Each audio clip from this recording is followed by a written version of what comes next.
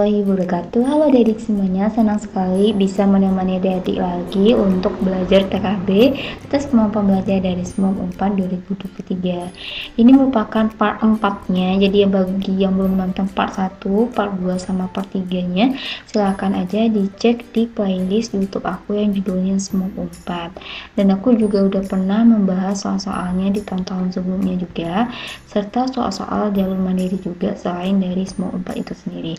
Ada SM UNES, ada UI Jakarta, ada UNJ, ada Undip, dan lain sebagainya. Silahkan dicek aja di playlist YouTube aku, semua sudah ada. Oke, bagi yang baru bergabung di channel YouTube aku, jangan lupa untuk support channel ini dengan bantu like-nya dulu, komen, subscribe, dan share juga ke media sosial lainnya, biar channel ini menjadi channel edukasi yang berkembang.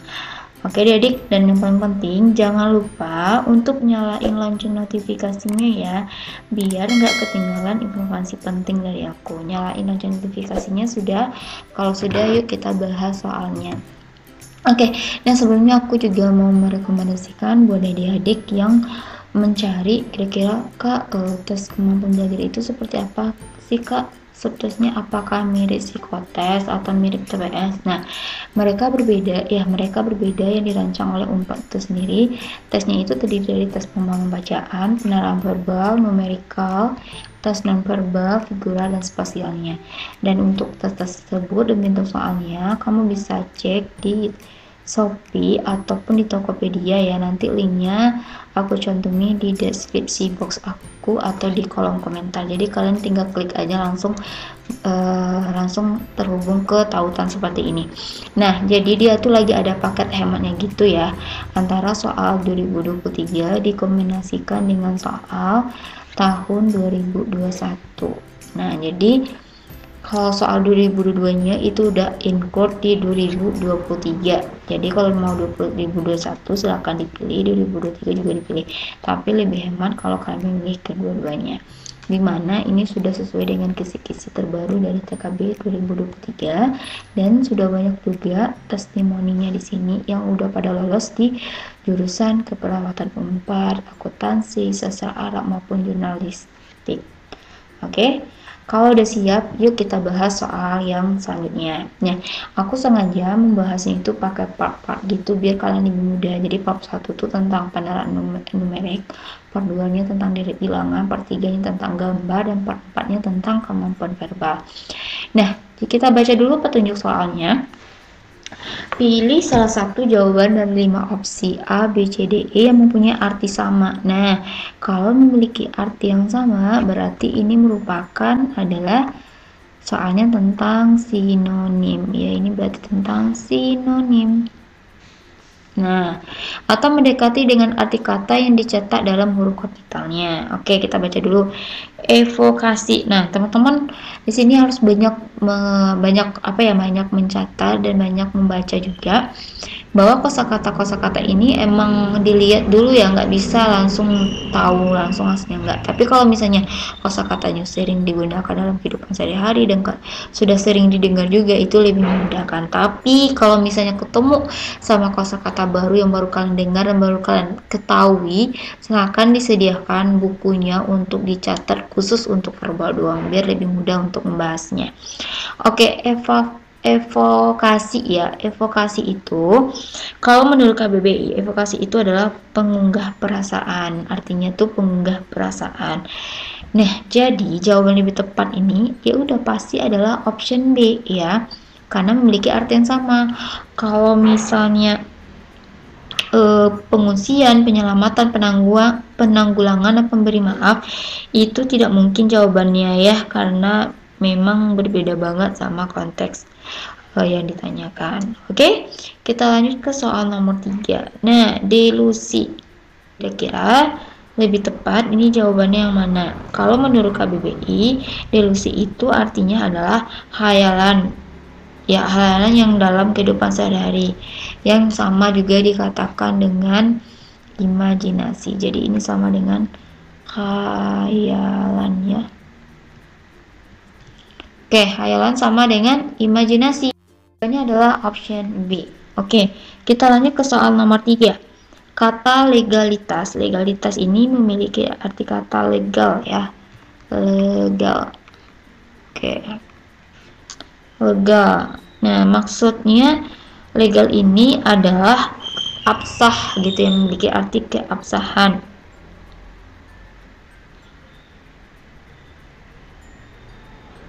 Oke, kalau ini tidak sah, emang berlawanan nih, tidak sah, masalah hukum, tanda setuju, persetujuan itu nggak ada hubungannya.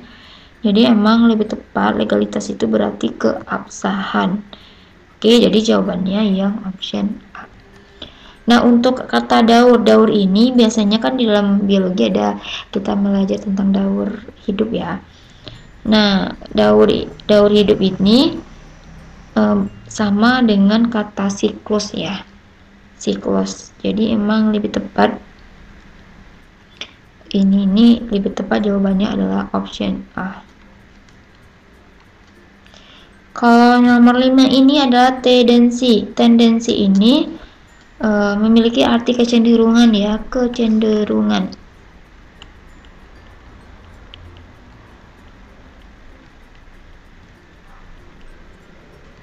Nah, sinonimnya apa? Memiliki makna yang sama adalah ada di sini ya, ini cenderung, walaupun tidak ada k-nya tapi memiliki makna yang sama.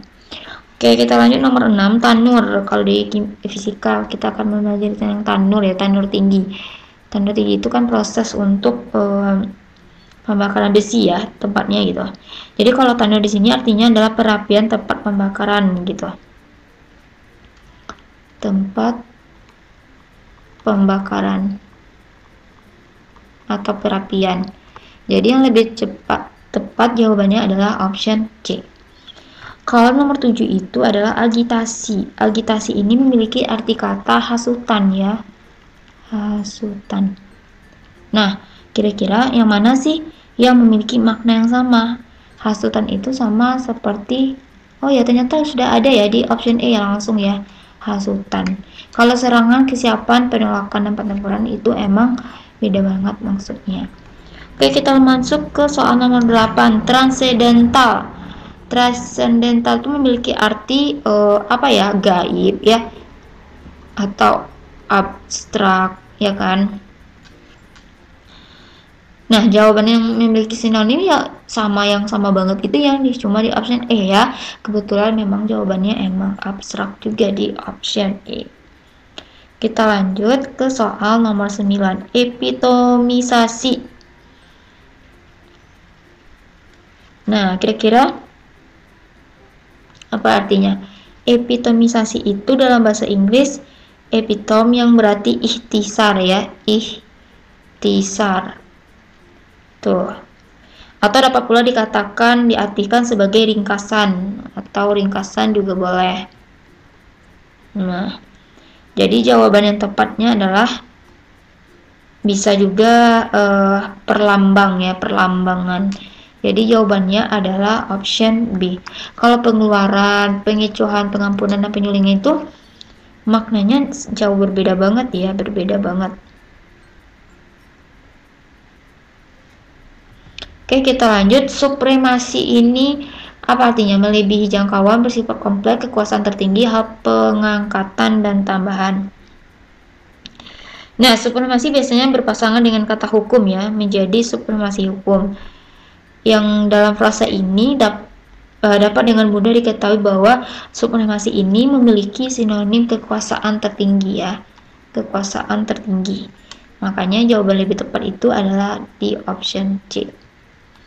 Lanjut nomor 11, ambiguitas ini kan sering keluar ya. Ini sama arti kata dasarnya ambigu, atau dibilang juga tidak jelas ya.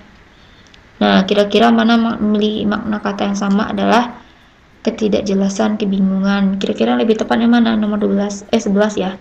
Adalah C ya, ketidakjelasan. Oke, dogma itu biasanya berhubungan dengan agama ya, atau ini berhubungan dengan agama, atau juga dibilang kepercayaan. Nah, kepercayaan. Oke. Yang tidak bersinonim dengan kata agama ya, dengan kata agama tidak, atau keyakinan juga tidak ya, tetapi hal yang berhubungan dengan ini yaitu ajaran. Jadi yang berbeda itu adalah ajaran, yaitu option C. Kalau ideologi jauh banget, kendaraan apalagi nggak ada hubungannya ya. Oke, primitif. Primitif ini juga sering kita dengar. Sudah tidak asing lagi bagi kebanyakan orang ya, bahwa primitif itu memiliki sinonim dengan kata keterbelakangan atau kuno ya. Keterbelakangan. Atau dibilang dengan sama dengan kuno. Oke, jadi jawabannya adalah option B. Kita lanjut nomor 14, citra. Citra itu kan identik dengan gambaran mengenai fisik atau sifat ya. Maka gambaran merupakan sinonim dari citra. Jadi citra itu kita anggap sebagai gambarannya. Oke, nomor 15, embargo ini juga sering ya. Embargo ini adalah pembatasan atau larangan. Pembatasan atau larangan. Nah, kira-kira mana sih kata-kata yang memiliki sinonim yang sama? Adalah perintah larangan ya, karena berhubungan dengan larangannya. Oke, cukup ya untuk 15 soal mengenai verbal yang bagian sinonimnya. Di next kesempatan aku akan membahas lagi tes lainnya. Silakan dinyalain aja lonceng notifikasinya biar adik-adik nggak ketinggalan informasi dari aku. Thanks for watching ya, ditunggu untuk part 5-nya. Dadah, assalamualaikum warahmatullahi wabarakatuh.